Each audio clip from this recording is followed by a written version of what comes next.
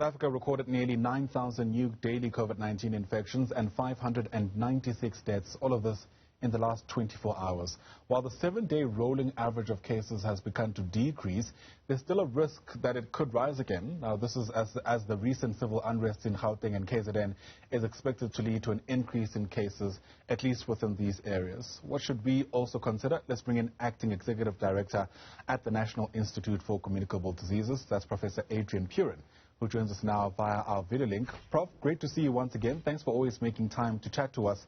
I wonder whether you agree with that sentiment, the fact that the impact of the unrest is yet to be seen. If you do, when are you expecting those numbers to start showing?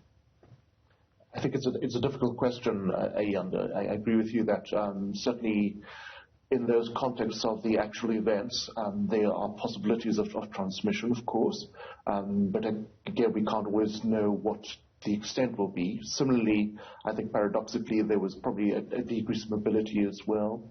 That may have been unfortunate in the sense that people who needed to be tested may not have got tested.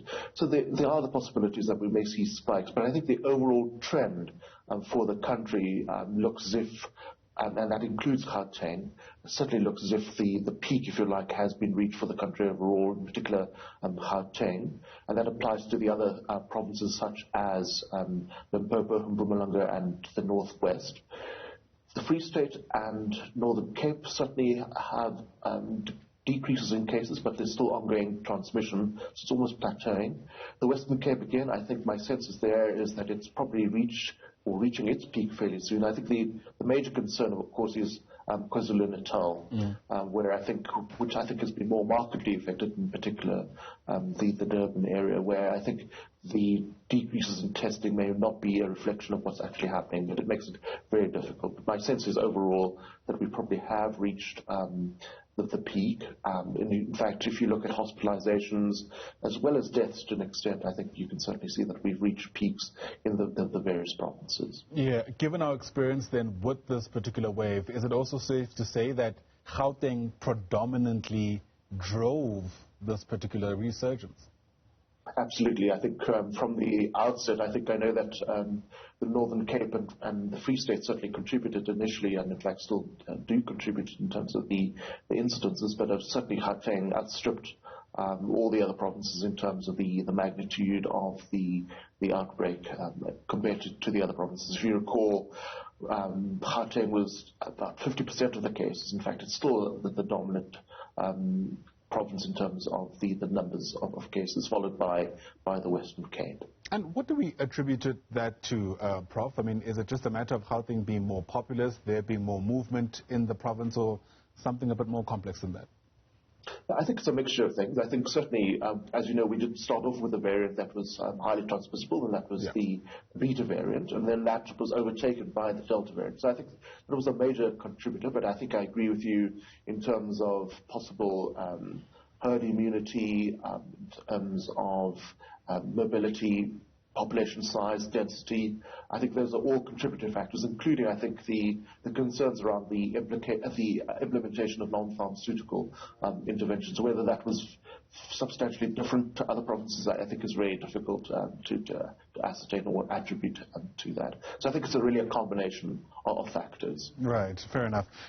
There's obviously a lot of anticipation, even now with the conversations around the postponement of the elections, around vaccinations in this country. Promising signs. We've reached the 200,000 mark for a second consecutive day insofar as the number of vaccines administered in a day are concerned. How quickly how soon do you reckon we'll be able to start seeing the effects of the vaccine in our COVID-19 numbers? So is that way too premature to even conceptualize at this stage? No, I don't think so. I think there are some modeling exercises that are continuing to look at, for example, if vaccines have contributed, if anything, to the current resurgence. But of course, I think as we approach the likely fourth, fifth waves, we're hoping that those waves will certainly be smaller, less substantial hospitalizations and deaths. So I think it is important that the program continues the way it is in terms of ensuring that there's consistent and high numbers being vaccinated. And I think, as you've noted, the broadening in terms of the numbers to be included, I think will certainly be an important factor. We've seen this the vaccine programs are really effective. If you look at the United States, Israel, the UK, those are examples where even in the presence of the Delta vaccine, the Delta variant, that in fact vaccine programs are really relatively effective. Yeah, interesting though that the UK government is coming under fire for their decision, I think it was on Monday, to lift all COVID-19 lockdown restrictions in the name of the vaccines are working. Do you think they made the right move here? I think really, and I'm sure you've seen that. I think many scientists, epidemiologists, have expressed concern around the sudden uplift of these particular requirements. I think it's it depends. I think on what societies will accept in terms of the numbers of cases, whether they'll be able to adapt to those levels of hospitalizations and subsequent deaths. I think is really an important consideration. I think even in South Africa, it's really been a fine balance between the managing this particular outbreak and ensuring that we have a viable economy. So I think it's those types of discussions and considerations that will be really important in terms of how we proceed around the utilization and implementation of MPIs. I think it will be, at least in South Africa, with us for a little while longer. But what do you reckon is the scientific consensus, if there is one, about specifically non-pharmaceutical interventions, even in a context where enough people have been inoculated? Yeah, I think it's still going to, given the fact that the vaccines, they are effective, but there's still the possibility of so-called breakthrough infections. That may not be the appropriate phrase. So I think those considerations, will lead one, to really say that the MPI should stay with us for a while longer. Even though we may have reached high levels of so-called community immunity, given the fact that transmission is possible, given the fact that there are breakthrough infections, I think that will still be with us for a while. Yeah. Speaking of so-called breakthrough infections, I'd come across articles around those who aren't being vaccinated being more likely to pass on the virus such that the virus can mutate. I mean, this is the watered-down version of what is undoubtedly more complex. But is that something that resonates with the kind of evidence you're seeing? I mean, are people who are not vaccinated more likely to pass on the virus such that it's easier for the virus to mutate? Yeah, I think that's the general principle. In other words, if we allow continued transmission to occur, then of course variants will arise. Variants will continue to arise. I think the concern is, are the variants of concern? In other words, if we don't achieve herd immunity or large enough immunity, transmission occurs. There may also be adaptation as well of these viruses that allows for a less pathogenic virus to occur. But you're quite right.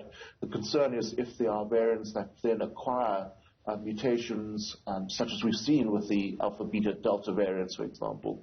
If those occur, then of course, then that becomes difficult in terms of managing in the presence of vaccines. But so far, the vaccines have certainly proven quite effective, despite the variants of concern. Yeah, speaking about those variants, nonetheless, concerns now about us possibly needing booster shots because of the decreased efficacy of these vaccines.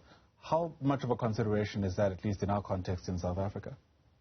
Yeah, I think that, and again, if you look at some of the scientific discussion, I think very often it's really thought to be rather premature. And in fact, as you know, that idea around the booster vaccines has really come from the manufacturers of vaccines, but we haven't seen the actual data to really confirm that that is the case.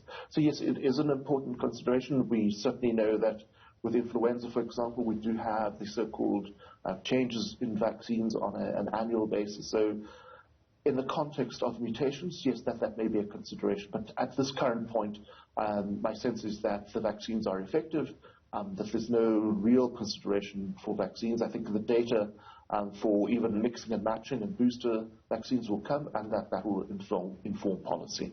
Professor Adrian Puren, always great chatting to you, sir. Thanks very much indeed for making time to chat to us. Professor Puren, the Acting Executive Director at the NICD. Once again, appreciate your time.